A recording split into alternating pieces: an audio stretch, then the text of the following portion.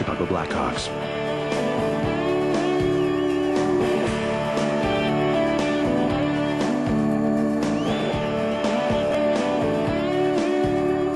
Three years later, he makes an important choice between his family and the game.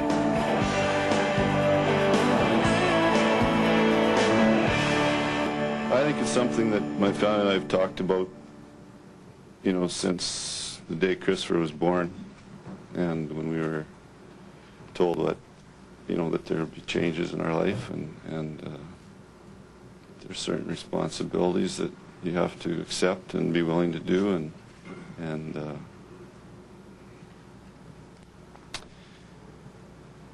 it's something that at this point it's important for my family, and that's about it. I just got home and they'd called. There was a specialist that called from the hospital and said that they diagnosed him with, they thought he was trisomy 21, which is a type of Downs, and that we should come back, or I should come back to the hospital because they hadn't told Wanda. I was sitting right there on the, or I was standing, and the phone rang, and I sat down on the bench, and Brent said to me, he says, "Mom, I have to tell you something." And he told me Daryl Wan had a baby. And I said, "Okay, Brent, tell me what's the matter, because if the baby had been okay, Daryl would have phoned." Love. Okay, you tell the story. The trucks and tractors.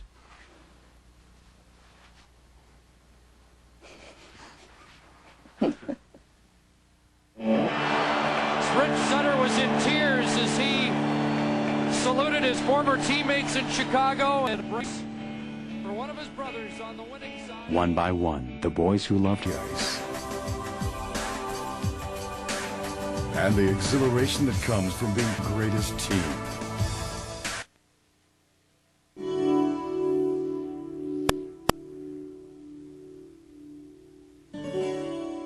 It's more than 25 years since Brian Sutter threw his hockey bags in the back of a half-ton and went down the road to the NHL.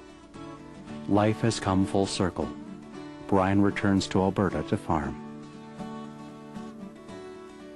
Part of the reason we did move home was to be together, and that we understood that the kids might not have much longer at home, and that once they're gone, you never get them back.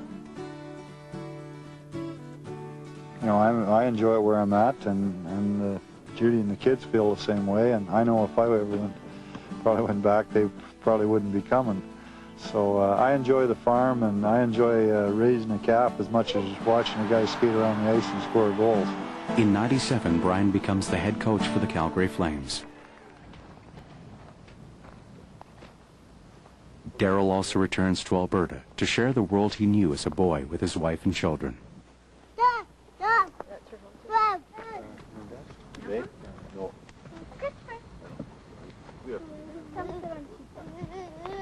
It's in the back of our minds since Chris was born. And you know, you come home this summer and you see how much the kids enjoy it, and a different way of life for them, and get them out of the city, and they're so active, and they like the farm part of life, and I think they really enjoyed it since we've been home, and we've seen how much he's improved and how it's helped his development. On his manners, but See, he drinks milk out of the bowl like a cat now.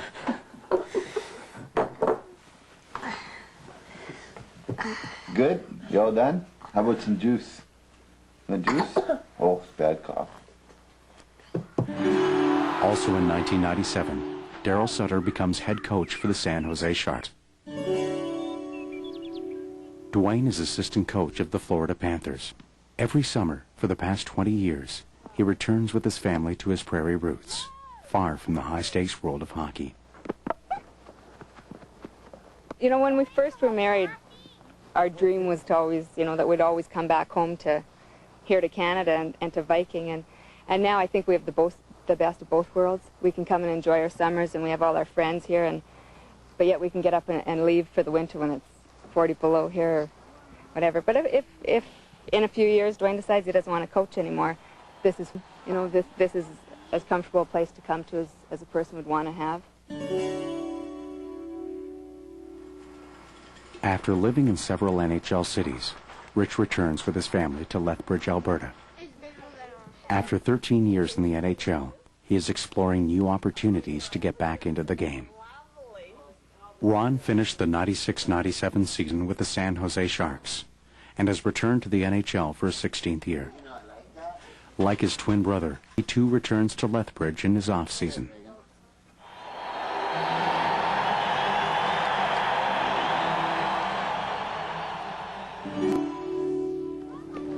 Brent returned to Chicago for his 17th season in the league.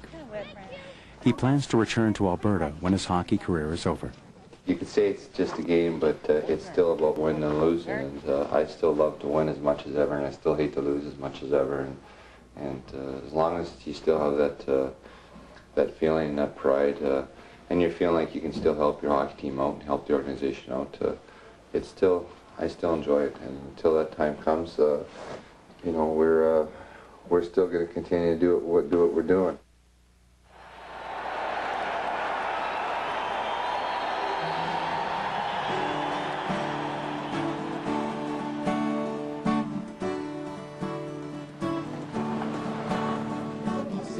Once a year, the Sutter boys come back to the family farm to be together. Hi, Christopher. Hey. Hi, buddy. How you doing? Now, where are you going to go? Where are you going to go night-night tonight? Your grandma? Where? We're going night-night. Your grandma? Oh, yeah, you got... Oh. This is my picture all spinning. Gary also lives in Alberta and continues to coach minor hockey. He remains his brother's biggest fan.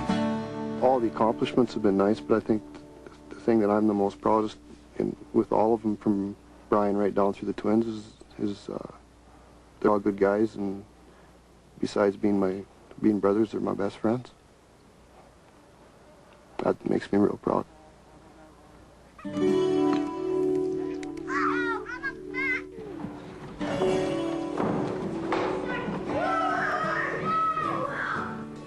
It's probably never going to happen again, you know, to have as many brother hours in any professional sport.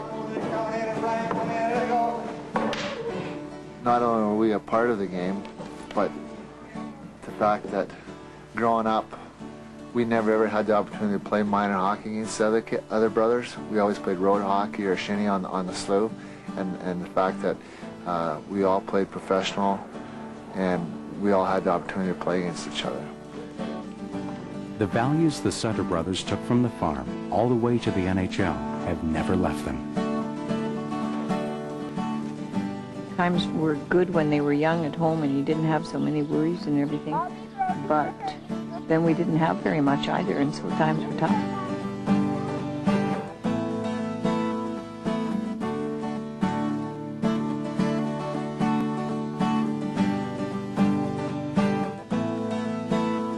Hockey's done well for them. They wouldn't have what they have today if it wasn't for, like, how would have 7 boys, what they've done in a small town like Viking.